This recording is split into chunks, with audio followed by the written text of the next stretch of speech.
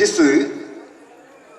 क्षेत्र में निवास करते हैं वहां गंगा का दर्शन नहीं होता। इसलिए ऐसा करो, हम मरने की अवस्था को प्राप्त होने वाले हैं, इसलिए हमारी लालसा है बेटा, एक बार गंगा का दर्शन कराओ। पुंडरीक जी बड़े प्रसन्न हुए। माता पिता को लेकर के जैसे ही चलने लगे, उनकी धर्म पत्नी ने कहा, हमसे बिना पूछे माता पिता को ले जा रहे हो, तुम्हारी ये हिम्मत कैसे हुई? तुम्हारी ये हिम्मत कैसे हुई कि तुम हमें छोड़ करके अपने माता पिता को गंगा स्नान कराने के लिए ले जा रहे हो? आप पुंडरीक जी महाराज पत्नी से डरते थे, बोले कि देवी आप भी चलो। बाद में 9 बजे के बाद बात करो। पुंडरीक जी की पत्नी ने कहा, मैं ऐसे नहीं चलूंगी, मैं तुम्हारे कंधे पर बैठूंगी और तुम्हारे माता पिता पैदल चलेंगे। आप पुंडरीक जी तो भाई पत्नी भक्त थे, पत्नी की बात कभी उठा नहीं सकते थे, इसलिए अपनी पत्नी को अपने कंधे पर उठाए और माता पिता पैदल चल दिए। वृद्ध माता पिता पैदल कितना दूर चलते? कुछ दूर गए, कुछ दूर गए, थक करके बैठ गए। बोले बेटा, अब हम लोगों से चला नहीं जाता, कोई उपाय करो। पुंडरीक जी उपाय सोच ही रहे थे, उससे पहले ही उनकी धर्म पत्नी ने कहा, इसमें सोचना क्या है, दोनों के गले में फंदे डाल दो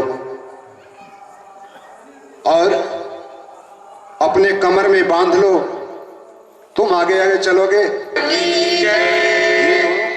वीर बजरंग बली की जय, श्री व्यास जी महाराज की जय, श्री सुखदेव स्वामी जी महाराज की जय, राजर्षि परीक्षित जी महाराज की जय, इष्ट देवता की जय, कुल देवता की जय, स्थान देवता की जय, ग्राम देवता की जय, छप्पनों कोटि देवता।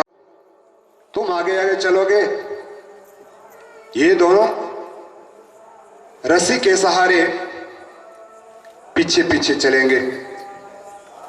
प्रभु की प्रेरणा से यही हुआ। जैसे तैसे करते करते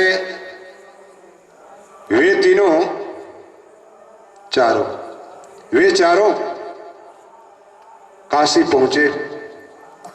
वहां गंगा मैया का दर्शन हुआ। वहां से इलाहाबाद प्रयागराज संगम में गए। वहां पर भी त्रिवेणी में स्नान किए और रात हो गई। वहां वो पुंडरीक जी महाराज पंडा के यहां ठहरे। पंडा के यहां ठहरे तो क्या देखते हैं, जैसे ही रात हुई सारे लोग खा पी करके शयन करने चले गए। एक दिव्य पुरुष और उसके साथ में हजारों सुंदर स्त्रियां उस पंडा के घर में प्रवेश किए और सभी उस पंडा के घर में नौकरों की भांति, कोई झाड़ू लगा रहा है, कोई पोछा लगा रहा है, कोई बर्तन साफ कर रहा है, सब उस पंडा के घर में सेवा दे रहे हैं। अब पुंडरीक जी को देख करके बड़ा भारी आश्चर्य हुआ। भाई ये सब दिव्य पुरुष और स्त्रियां कौन है? पुंडरीक जी ने कहा, महाराज कृपा करके आप अपना परिचय दो।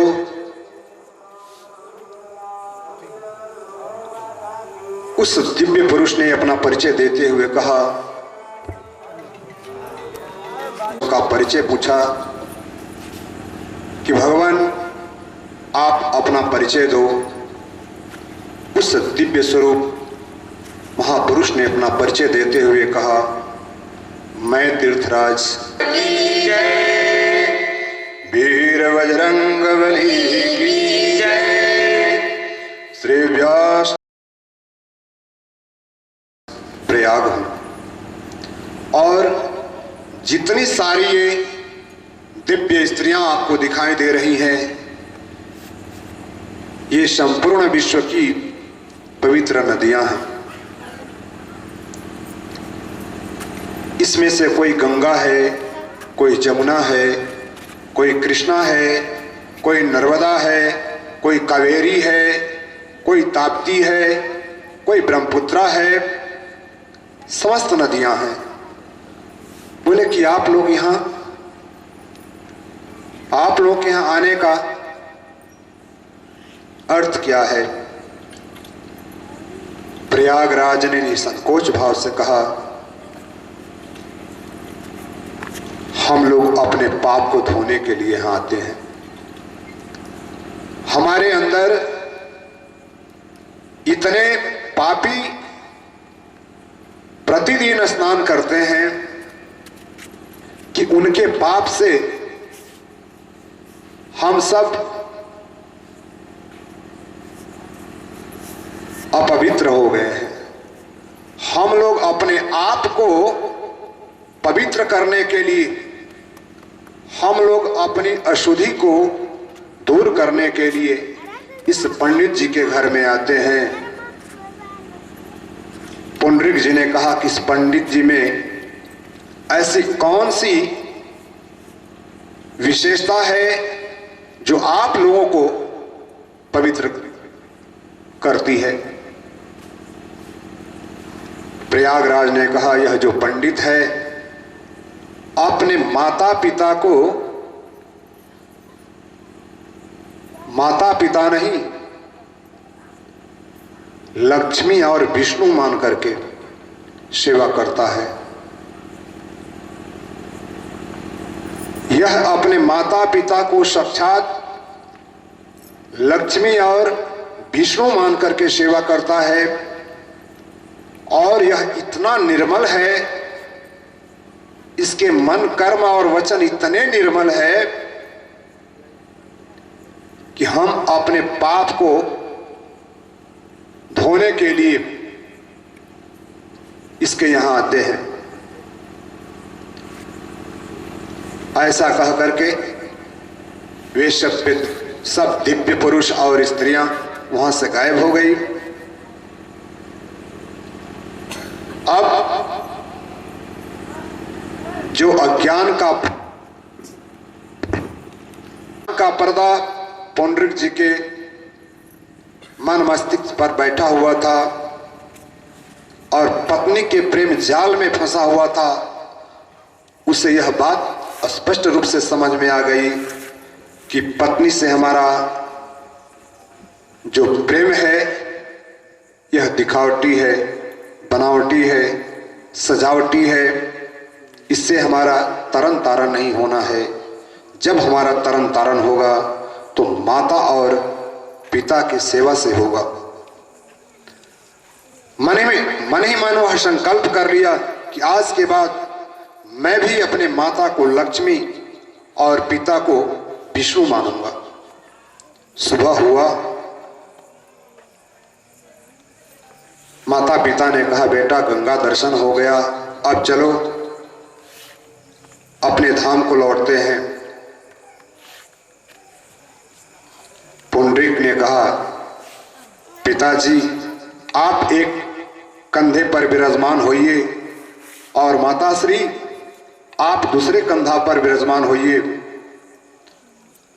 माता और पिता को कंधे पर बैठा करके वहां से चल पड़ा। उसकी पत्नी तो अभी भ्रम में जी रही थी ना, उसकी पत्नी ने फटकार लगाई, है हमें छोड़ दिया, तेरी ये हिम्मत। पुंडरीक ने कहा, अब तक मैं अज्ञान में था, अब मैं अज्ञान से बाहर आ गया हूं। तुम मेरी धर्म पत्नी हो, मैं तुम्हें नहीं छोड़ना चाहता, लेकिन यदि तुम्हें अब मेरे साथ रहना होगा, यदि तुम्हें अब मेरे साथ रहना है तो आज तक तो मैं तेरी शर्तों पर जीता था, लेकिन आज के बाद तुम्हें मेरी शर्तों पर जीना होगा। मेरे माता पिता की यदि तुम सेवा करोगी तो मेरे साथ चल सकती हो, अन्यथा देवी तुम्हारा रास्ता अलग और मेरा रास्ता अलग।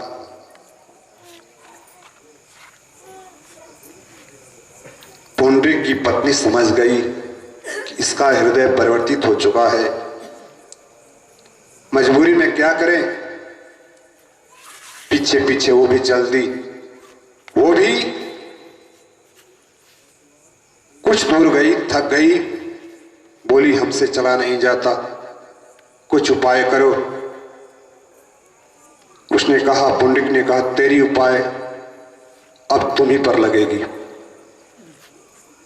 वही रस्सी का फंदा उसके गले में पड़ा और खींचते खींचते घर को ले गया।